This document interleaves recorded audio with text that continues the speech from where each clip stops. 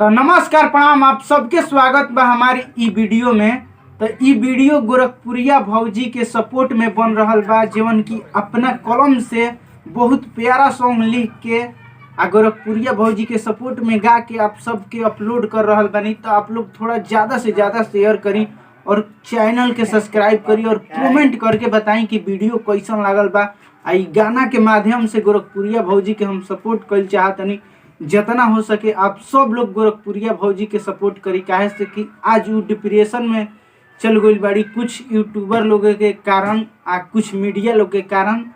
आप सब लोग सोच रहल बानी कि गोरखपुरिया भौजी काहे इतना उदास पड़ी। तो ई सब डिप्रेशन में डाले वाला लोग इनका के डिप्रेशन में डाल चुकल बा। तो हम उन्हीं के सपोर्ट में बहुत प्यारा सॉन्ग गावतनी, जीवन आप लोग के बहुत अच्छा लगी। तो आप लोग फुल सपोर्ट करी, हमारे वीडियो के पूरा शेयर करी, गोरखपुरिया भौजी के पास पहुंचा दी, जीवन की गोरखपुरिया भौजी खातिर अपना कलम से लिख के आप सबके बीच में अपलोड कर रहल बानी। तो चलिए आप सब लोग सुनी और आनंद ली। चलिए हम सुना रहल बानी। लड़त रही इंसाफ खाती हो, लड़त रही इंसाफ खाती मालती जी के नाम। अरे लड़त रही इंसाफ खाती मालती जी के नाम। गोरखपुरिया भौजी के डलस लोग डिप्रेशन में राम। गोरखपुरिया भौजी के डलस लोग डिप्रेशन में राम।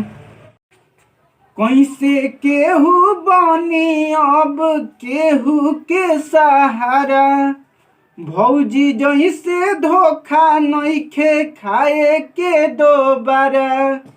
अरे कैसे केहू बनी केहू और के सहारा, भौजी जैसन धोखा नइखे खाए के दोबारा।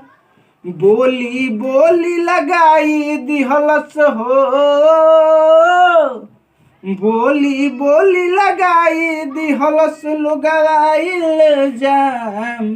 अरे बोली बोली लगाई दिहलस लोगाइल जाम। गोरखपुरिया भौजी के डलस लोग डिप्रेशन में राम। गोरखपुरिया भौजी के डलस लोग डिप्रेशन में राम। आप सब से हाथ जोड़ के रिक्वेस्ट बा, ई वीडियो के ज़्यादा से ज़्यादा शेयर कर दी और चैनल के सब्सक्राइब कर दी।